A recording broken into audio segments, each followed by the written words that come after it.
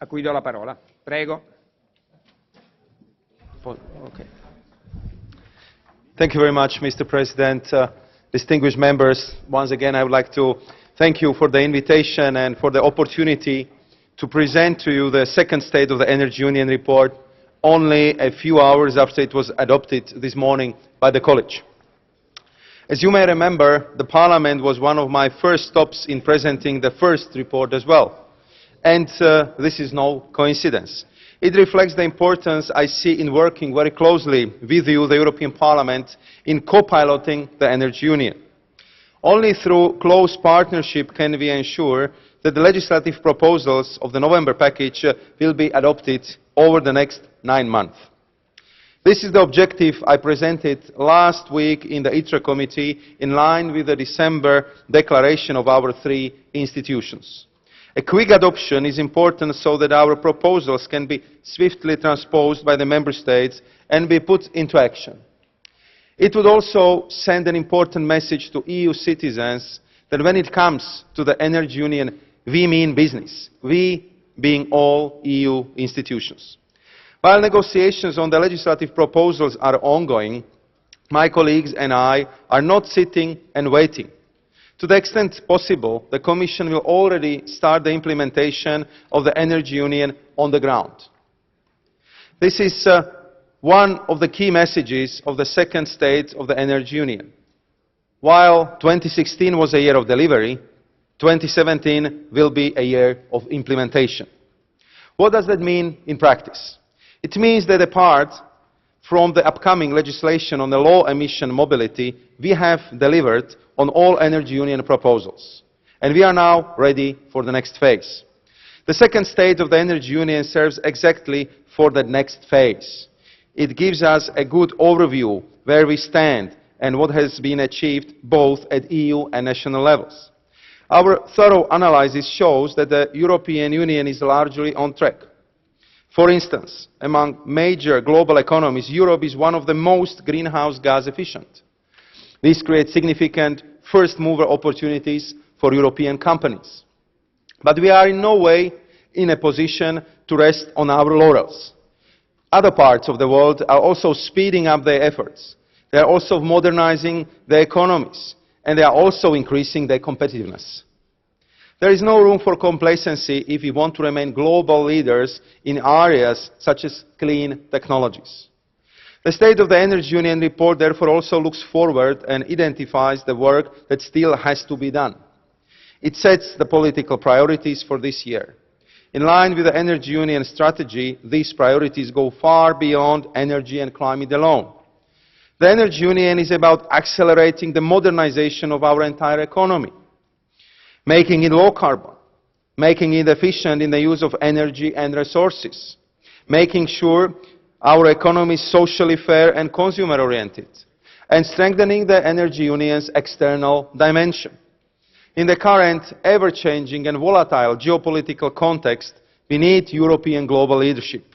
This is true in the field of climate action, but also for safeguarding our competitiveness, jobs, and economic interests. Such an overarching approach implies strengthening the ties between the Energy Union project and other European flagship policies, such as circular economy, the digital single market, the security union, our skills agenda, the EU's economy and climate diplomacy, our investment policy, and so on.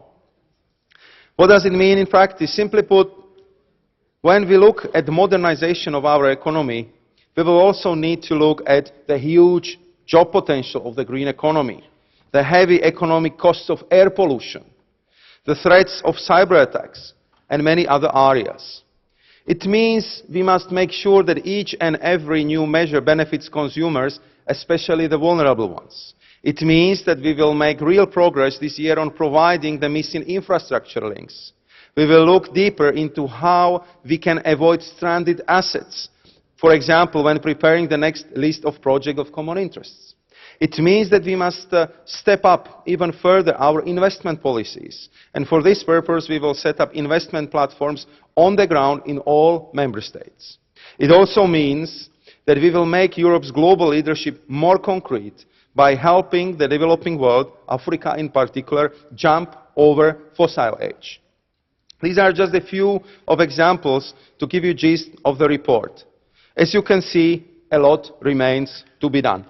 Ladies and gentlemen, Mr. President, with the State of the Energy Union, I'm also launching a second Energy Union tour. I will once again visit the Member States, and I hereby invite you to join me when I visit your constituencies. Even in the case you can join me in person, I encourage you to help me bring the message of the Energy Union to your electorates. Help me convey the urgency of the energy transition and the opportunities it brings to our citizens. As I've mentioned earlier, we intend to make 2017 the Energy Union's year of implementation.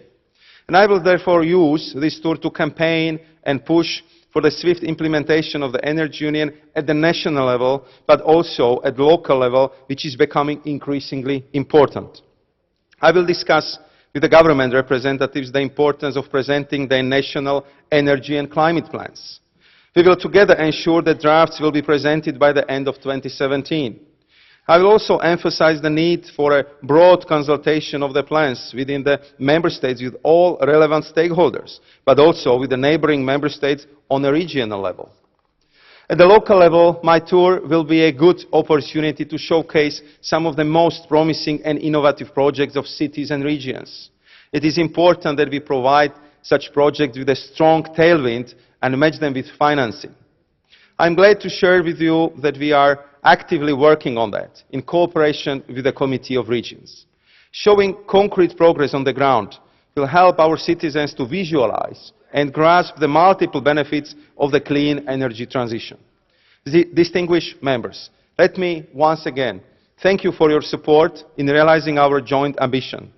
I will stop here, Mr. President, because I would like to listen to the comments and suggestions of the honourable members to today's report. Thank you very much. Grazie, grazie signor Commissario. Adesso ascoltiamo il parere dei gruppi politici. Per il Partito Popolare, onorevole Kariņš. Prego, a lei la parola per 2 minuti. Paldies, priekšsēdētāj kungs, komisār kungs, kolēģi. Ja padomājam mirkli, tad